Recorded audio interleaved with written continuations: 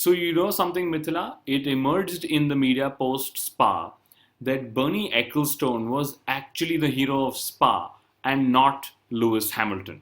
Had he not posed with a plastic cow and drank milk straight from the carton, the F1 cars might not have gone racing to a crowd in Spa. Woo!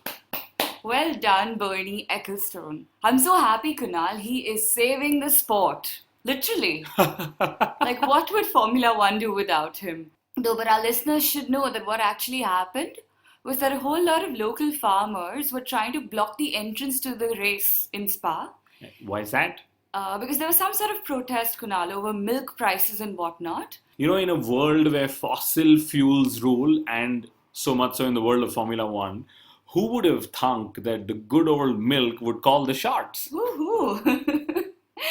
But yes, hello everyone. New week, an absolutely new episode coming to you all, and a new Grand Prix this weekend. Formula One moves to the iconic venue, the home of the Tifosi, Monza. But before we proceed, do you think this could be the last Grand Prix at Monza for a long, long time to come? I really hope not. The legend of the Monza cannot be replaced. But it seems that the dollars can be. So, I don't know where to start because there's a lot to There's talk about. so much that's happened. There's McLaren, Lotus, Renault. Where do we start? I think we should start with the whole Vettel-Pirelli saga that's been brewing.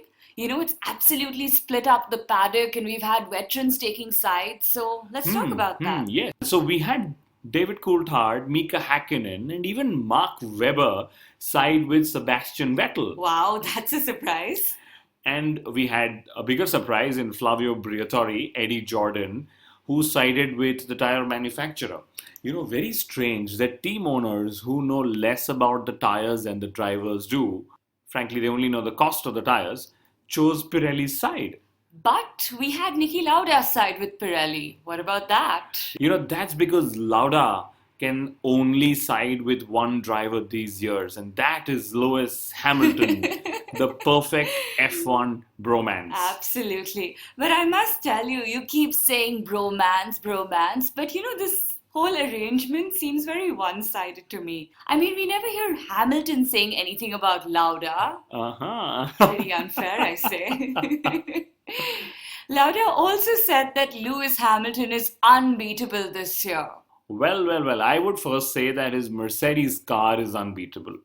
And then it would be right to say that Lewis Hamilton is unbeatable too, in the team and outside. But you know, if I had to find one single flaw in Hamilton's absolutely perfect race weekends this year, you know, it has to be the number of times he fixes his hair on the podium. Have you seen him at it? I mean, I'm sure he hates the moment or two when, you know, the national anthems are being played and he has to take off his cap and expose his hair to the world. It seems like bad hair days are an occupational hazard for our world championship, huh? And despite winning the pole position trophy, Hamilton might not actually win a trophy this year for it. Poor guy. So Nico Rosberg claims that he's yet to receive his trophy from last year. Interesting areas that the FIA is cutting costs in. But yes, seriously speaking, if Nico Rosberg actually has to mount a challenge to Lewis Hamilton and his supremacy, he will have to do it on Saturday. I think that's the only way to win races in the Mercedes camp. Given Hamilton's dominance on the Friday and the Saturday and the Sunday, and in fact, even during the August shutdown and Rihanna, okay, Absolutely. I am actually bored of his on-track performance. And probably am more interested in knowing who the new girl in his life is. And here too, Nico Rosberg can't be left too far behind, can he? So he's got a new girl in his life too. Yes, indeed. This weekend, more than any other, is special. He's got a ERS boost, an MG UK, and an H boost in his life in the form of his daughter. Congratulations! Congratulations, Nico Rosberg! Talking of women, so it seems like the woman closest to getting an F1 seat will actually be quitting towards the end of 2015. Susie Wolff. Time to say goodbye, Kunal. I guess so. You know, she's waited a few years already. She was being very ambitious in wanting a racing seat. And with she not being favored, she probably wants to look elsewhere. And if I was her, I'd probably go to another racing series, earn my credentials as a racer because they are somewhat in question, and try and make a comeback. I'm being ambitious again. But you know what's really surprising, Kunal? Given that everyone on and off the grid is in talks with Haas Racing, including you as it may seem, I'm really surprised that Susie Wolff is not on that list. And maybe you should go represent her to Haas Racing as well. Why not? Absolutely. New career move for Miss Mithila Mehta. Why not? And meanwhile, Danica Patrick lacks the desire to be in Formula One. Much like Carmen Jorda probably lacks the speed. But on that note, her team Lotus, so they're expecting Monza to be another blockbuster weekend for them right on the heels of Spa. Yes, it could be so. The car drives well in low downforce configuration, and they have a Mercedes engine. And personally, I'm very excited to see Force India resume their battle with Lotus. A single point separates them for fifth in the World too Championship. Close for comfort. And the battle, it's on track as well as off it. So reportedly, Renault has been in talks with both teams for ownership. I hope Renault are able to finally make up their mind and confirm their intentions sooner rather than later. And their impact will be on engine as well as driver related contracts. So the earlier the better, although I'm a big fan of suspense in the sport. Of course you are. But the suspense started post-Spa itself, when Lotus's cars weren't actually allowed to leave the circuit till 4 days after the race. I mean, they were really lucky that the next race is only Italy. If it had actually been a fly-away race, they would have been in big, big trouble. And you know what, Mithila? A little known fact is that Charles Pic is one of the creditors for the Lotus F1 team. If the team is unable to pay, they should just do what a lot of companies do. Pay Charles Pic in kind. Give him a few FP1 sessions and maybe, a Grand Prix if they're feeling really generous. That could work well. But with all of this, it seems that Lotus is a really messy team to buy.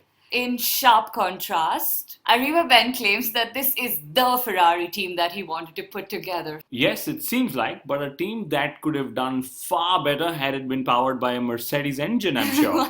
But thankfully, they also say that the driver academy isn't shutting down. Good news. Yes, best news for the sport and the drivers. We really need such academies to fund driver progress through Junior Formulae. I have written about it and I'm going to backlink it, so try and read the piece when you can. Ferrari fans will be really happy to know Ferrari are bringing an engine upgrade to Monza, so all eyes on them. But the Italian GP, which is the home of Ferrari, will be a Mercedes spec Grand Prix in my view, because the works team and their customers are where my money is going to be bet on. But my most favorite question for every Grand Prix: what about McLaren Honda? What can we expect? As funny as it may sound, and it'll always sound, Honda has now lowered their engine comparison claims drastically. They now claim that they're just 25 bhp more than Renault. And this is only after they just compared themselves to Ferrari just a fortnight ago, huh? Yes, the joke is on McLaren. We said this a few weeks ago. In fact, we did a full episode on this a few weeks ago. Yes, we did. All talk, no power, or as somebody put it, the power of farts instead of the power of dreams for Honda. Below the belt. Literally. Another piece of talk from McLaren. So Fernando Alonso has claimed that next year will be completely different from this year. Well, I hope so for their sake. But hey, next year is just about 8 races away. And this is also the first time when Honda has spoken against McLaren and the flaws in their chassis. They claim that the chassis lacks aero and mechanical grip. Well, I really hope that this relationship does not deteriorate the way Renault and Red Bull Racing's relationship did. I hope not too. And maybe this is just why it shows that drivers wanted to be in teams where chassis and engines were manufactured by the same constructor. Before we move on to Monza, Kunal, here's a bit of news that I am so excited about. So we hear that Patrick Dempsey plans to start an F1-based TV show. And the storyline will actually be based on the 1961 World Championship. Yes. Dempsey's an old hand at motor racing. He's raced for Porsche this year and he's trying to get fitter and faster, which is a great news. But the better news, like you said, is about his TV series. And if I am correct in my assumption, Rush probably had more viewership and global interest than the 2013 Formula One season put together. Not surprised. But Kunal, if the show actually does well, I wouldn't be too surprised if we start seeing Bernie Ecclestone himself, producing and directing and distributing other such TV shows. And you know what? I actually won't be surprised to see Lewis Hamilton actually star in some of these, given how bored he is of Formula One. Yes, and talking of Patrick Dempsey, it'll be a good way to actually market F1 in the USA, a market which is traditionally not been a stronghold for Formula One. The 1976 championship was all about Lauda versus Hill, and 1961 was actually about the only American-born driver, Phil Hill, to win.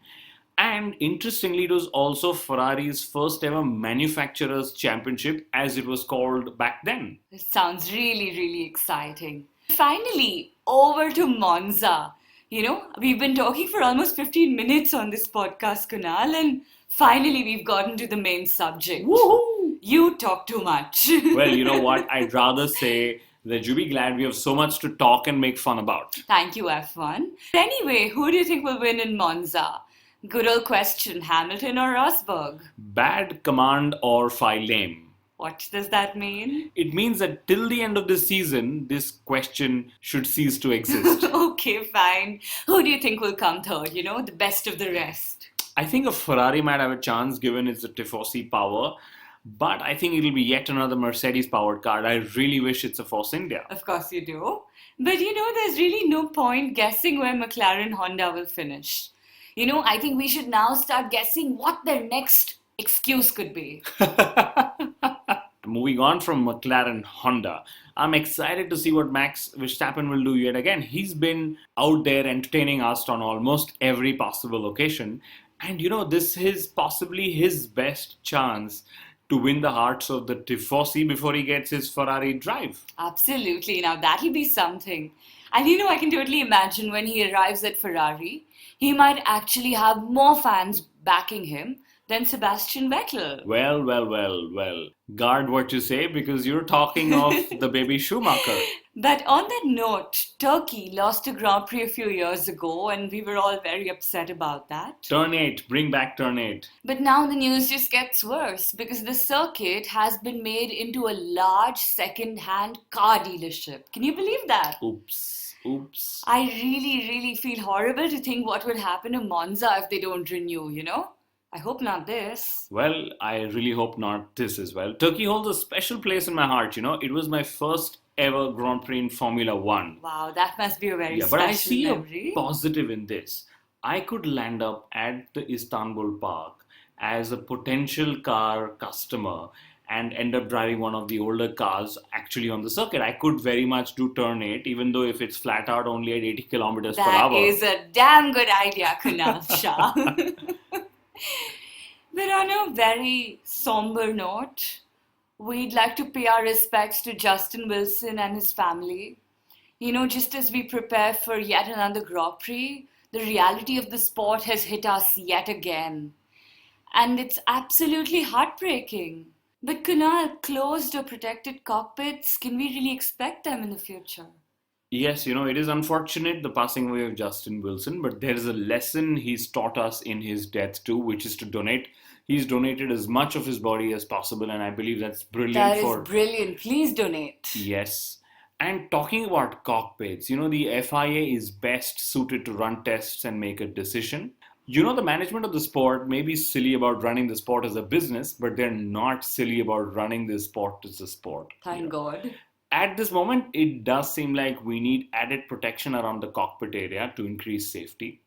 And while I don't really have an answer, I would only have one appeal though, that the fans should accept these changes even if the visual aspect of the sport changes drastically. Because in Formula One, it's always safety first.